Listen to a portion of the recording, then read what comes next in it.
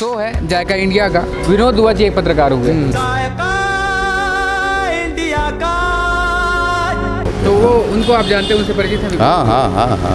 विनोद दुआ जी की पत्रकारिता शुरुआती दिनों में इलेक्ट्रॉनिक मीडिया के अद्भुत उस जमाने में, उस दौर में विनोद दुआ जी ऐसा कोई पत्रकार नहीं था दूसरा। यहाँ मुझे सबसे अच्छा अगर कुछ लगता है तो कांजीवड़ा सबसे मतलब टॉप पे है मेरे लिए। जायका इंडिया का, जायका रायपुर का। नमस्कार, मैं तेज साहू हूं और आप द लोक मीडिया देख रहे हैं। राजधानी की उन गलियों में हम घुमकड़ी कर रहे हैं जहाँ पे कुछ बेहतरीन खाने को मिलता है। और अभी हम पहुँचे हैं मालवीय रोड से लगा हुआ स्वराष्ट्र मिष्ठान भंडार दुकान का नाम है। वैसे इस दुकान को इस नाम से भी जाना जाता है, मटकी वाले और टीका वाले। तो लगभग ये रायपुर में 63 साल पहले से जो है स्थापित है इस जगह पे। और रायपुर बदला, वक्त बदला, लेकिन ये जो जगह है यहीं पे ये होटल है। और पूरी बातें करेंगे, कब से शुरुआत हुई थी इस होटल की, कितने की थी और अभी कितने साल हो गए हैं, क्या क्या विशेष बनता है। जायका इंडिया के में स्वागत है।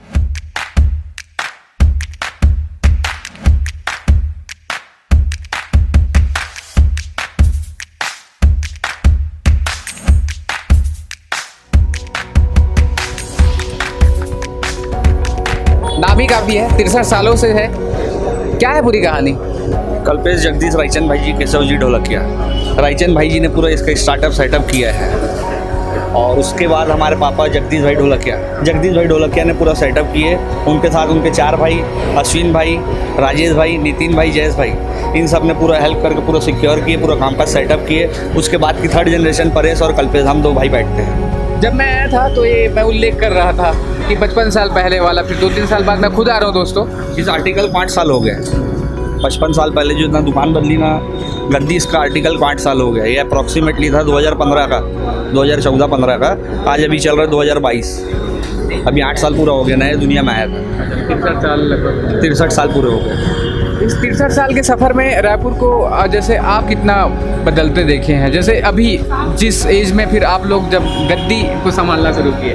बहुत हम लोग ने डिजास्टर चेंजेस देखे हैं। छोटा सा रायपुर देखे हैं, अब आप इतना बड़ा देख चुके हैं। हर जगह रास्ता बदल गया, राजधानी हो गई। पहले जब था तब मध्य प्रदेश में था, अब छत्तीसगढ़ की राजधानी है। सब चीज़ हमने साथ में देखे हैं। अच्छा, यहाँ पे जैसे लोग आते हैं तो टाइमिंग किस टाइम पे ज़्यादातर लोग यहाँ आना प्रेफर करते हैं? 24 आवर रश रहता है। आप जितना देर खुला रखें उतने देर खाने के लिए आने वाले रेडी हैं। बस आपकी फैसिलिटीज़ अवेलेबल रहनी चाहिए सब चीज़ देने के लिए। आपके पास माल अवेलेबल नहीं है तो क्या करेंगे, वेटिंग करेंगे। विशेष रूप से फाफड़ा वगैरह की जब हम बात कर रहे थे, वो मॉर्निंग से नाइट तक के दिन भर गर्म चलते रहता है, वो बनते रहता है, सेल आउट होते रहता है। यहाँ से बन के आता है, वहाँ पैकिंग होती है, पैकिंग होकर सीधा निकलता जाता है। अच्छा, आपका नाम क्या है? परेश ढोलकिया। अच्छा, परेश जी, क्या उस समय दादाजी से क्या सुने थे इस पूरे जगह के बारे में? वो जगह में सिर्फ एक जगह ही थी, बाकी पूरा जंगल था।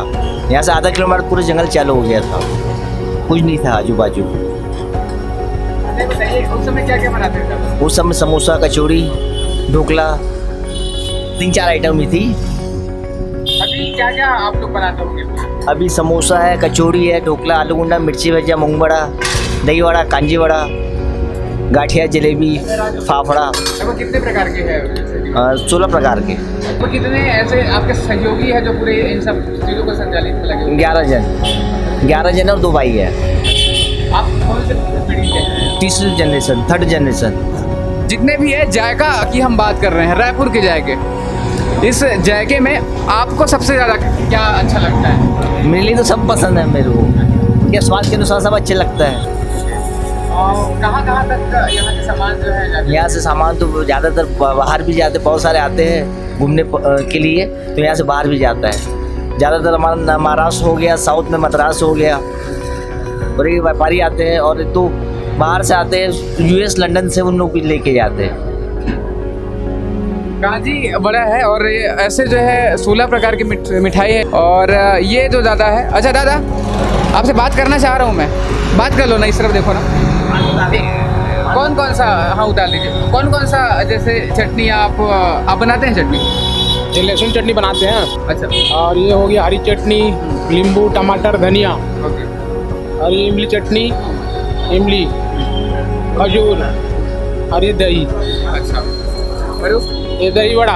अच्छा और कांजी वड़ा। हाँ, इसमें क्या क्या डलता है कांजी वड़ा? इसमें बहुत सारे आइटम डालते हैं, उनको हमको भी नहीं मालूम, सेठ जी बनाते हो। क्योंकि कांजी वड़ा की जब बात आती है तो फिर सबको नहीं पता होता क्या क्या कैसे, अच्छा क्या प्रक्रिया होता होगा पूरा, क्या क्या? ठंड गर्मी की डिश है ये, गर्मी में ज़्यादातर खाया जाता है। इसमें क्या पेट का पाचन है ना संतुष्ट हो जाता है, डाइजेस्ट कर देता है। और काफ़ी दिनों से आना जाना होता था इस जगह पे, लेकिन अब जो है खाते हैं, बताते हैं आपको टेस्ट कैसा है।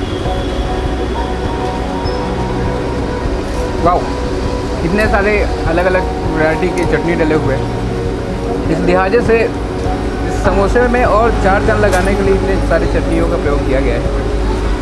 आसपास के लोग देखते भी है, खाते खाते माइक रखा हुआ है, मैं बोल रहा हूँ, जायका इंडिया का रायपुर वाला चल रहा है, जायका रायपुर का, जायका इंडिया का।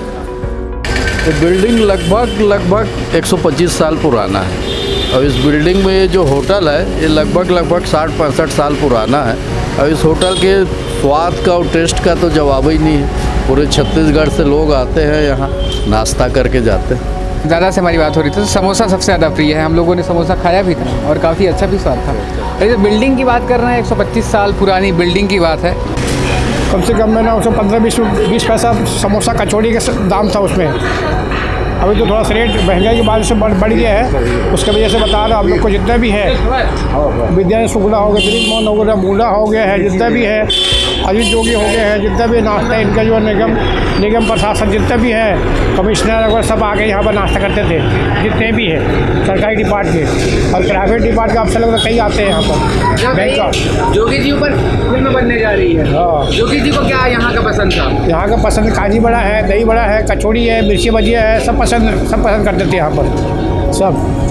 ओके, दादाजी से जुड़ी यादें इनकी जो हाँ, सब जुड़े हुए हैं इनसे पहले के बहुत सस्ता ज़माना था पहले, अभी महंगा हो गया है। अभी थोड़ा लोग थोड़ा कम आना होंगे, फिर भी जो डबल आज के जनरेशन, आज के पीढ़ी लोग जो ज़्यादा आते हैं, सभी लोग ज़्यादा आते हैं।